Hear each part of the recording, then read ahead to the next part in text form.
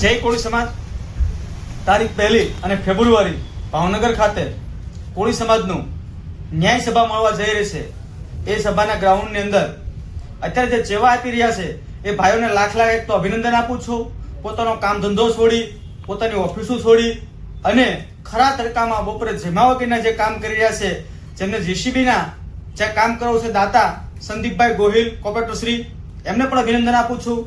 અને ત્યાં જે કામ કરી રહેલા મુકેશભાઈ મેટલિયા, રાજુભાઈ સોમલિયા, અશોકભાઈ રાઠોડ, આ મિત્રો છે ને સતત કન્ટિન્યુ કામ કર્યા છે, એટલે એમને ખૂબ ખૂબ અભિનંદન આપું છું। અને આપ સૌને અપીલ પણ કરું છું કે મોટી સંખ્યામાં ઉપસ્થિત રહો અને કોળી સમાજની એકતા અને તાકાત બતાવો।